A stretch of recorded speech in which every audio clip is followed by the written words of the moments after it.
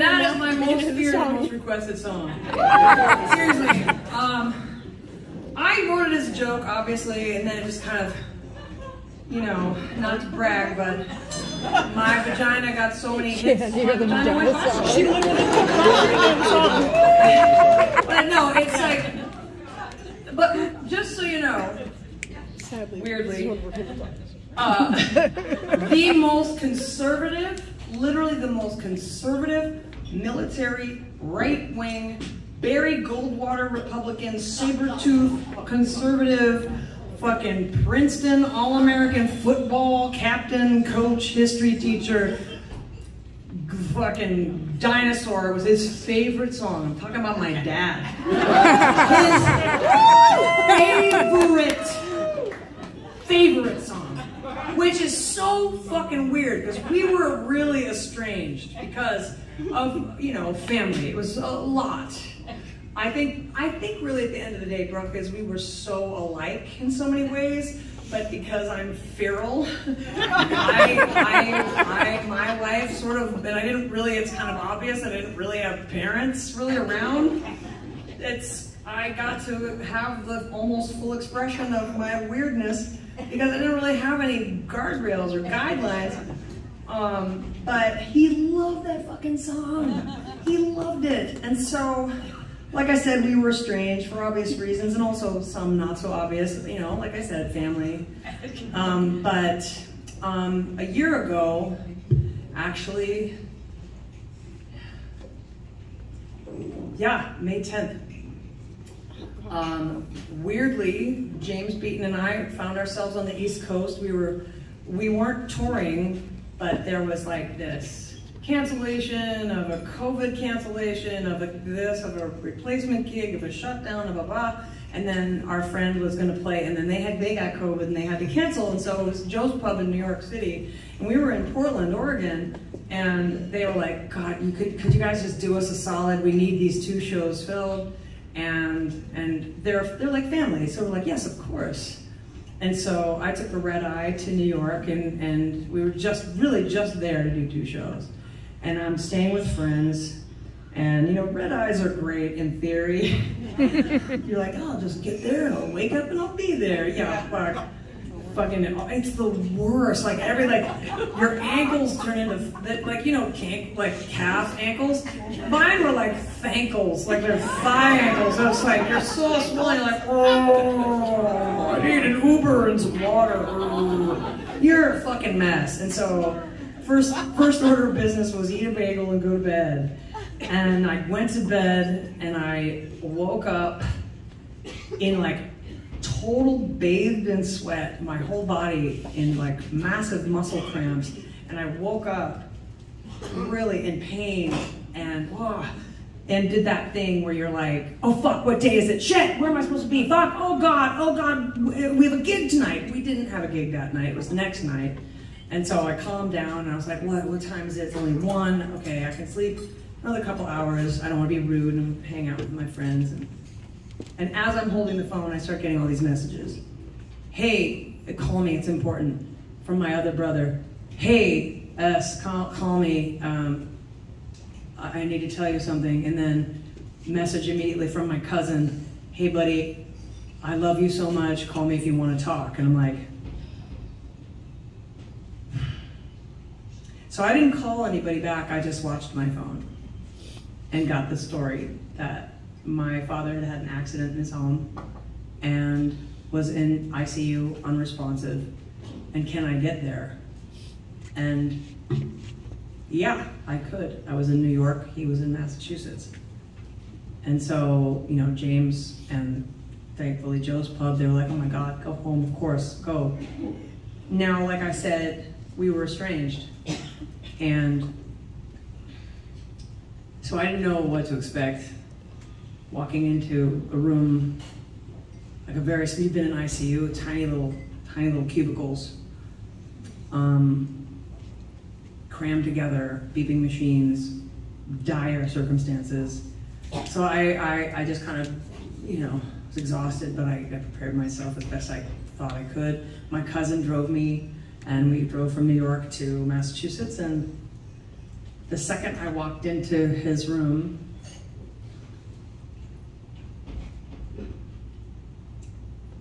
it was not, he wasn't in his body. He wasn't in his body. His body was smashed up.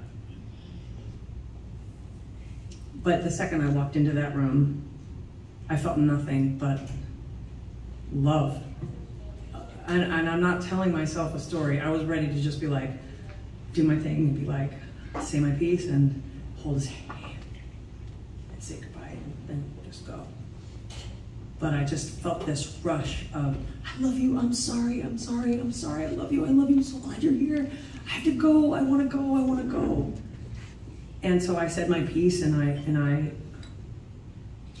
had my uke with me because I was supposed to play a show, so I was in there and I was playing some songs for him, some of his favorite songs like Amazing Grace and John Denver, and of course I had to play 8 Miles Wide. And so it's cramped quarters and everybody's wearing masks and I'm like in this cubicle in this beeping machine in my father's body and kept alive with machines, and I'm like, you know, being this, you know, me trying to be quiet, this, you know, watching a fucking elephant try to be petite.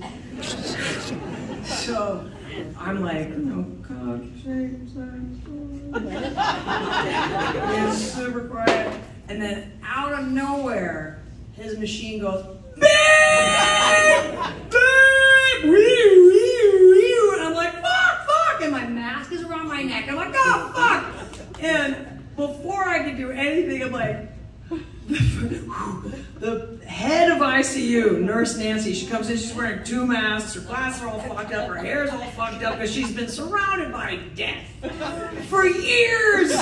She's a fucking shell of a human being with just all this skill and rage and just like, and I'm like, beep, I'm like, ah. She comes in and I'm like, oh, fuck, oh. And I'm like, I don't know what's going on, I'm really sorry, I'm super sorry. And she's just like, and she walks around the bed, she gets to the machine. I'm like, I'm so sorry. I didn't touch anything. She goes, I know, it's okay, I know. And I was like, I'm sorry. I'll wear my mask. I just was like, I was just singing to my dad. And she's like, no. I mean, she's like, in here you don't need your mask. Your dad doesn't have to worry about germs anymore, you know. And I was like, oh fuck, oh my God, was I being too loud? Was I being too loud? And she's like, no, actually, the people in the next cubicle over, they were wondering if when you're done in here, you could go over there and sing to them. And I was like, oh, that's really sweet. I'm really expensive. But anyway, I was like, but I swear to God, I didn't even step on any extension cord. I didn't go near, I didn't even touch him. And she goes, no, you don't have to worry, I know, it's okay. And I go, what's going on? And she was like, well, he knows you're here. And I was like, I thought he wasn't gonna wake up, I thought he was gone. And she was like, well, I mean, he's not gonna recover from his injuries, he's not. But there's an awareness, and we're watching everybody's vitals from the nurse's station. We can see what's going on, and the second you walked in there, it's obviously very important to him because he walked in and he wants to be here with you. And so that night, my cousins, everybody's in town to say goodbye, and we're all commiserating, we're all together.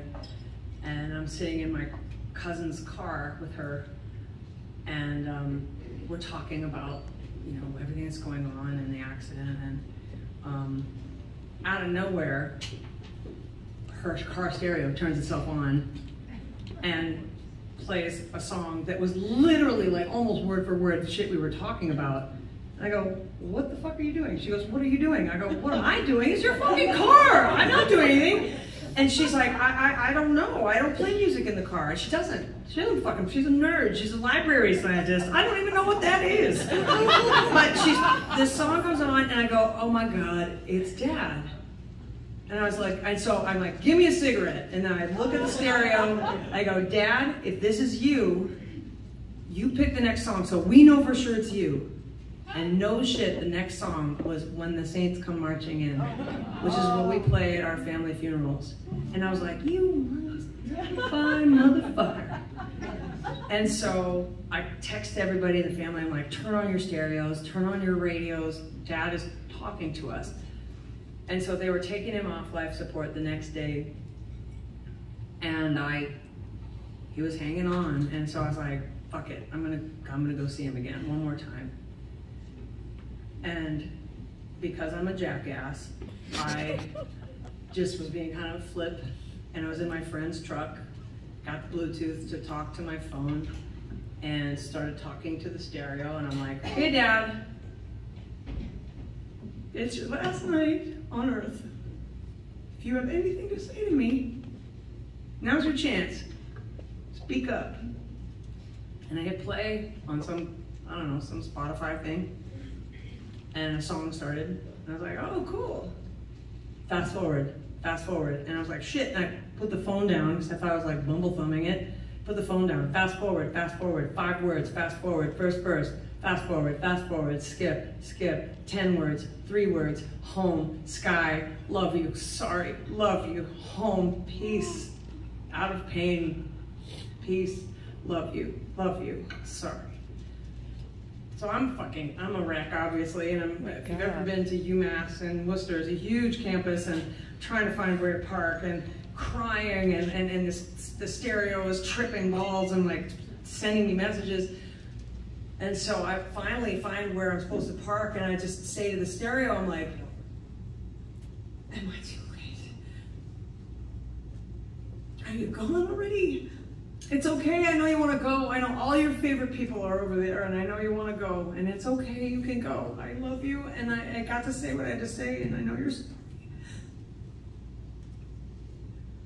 It's okay, but did I miss it? Are you gone? And this song came on and played it in its entirety.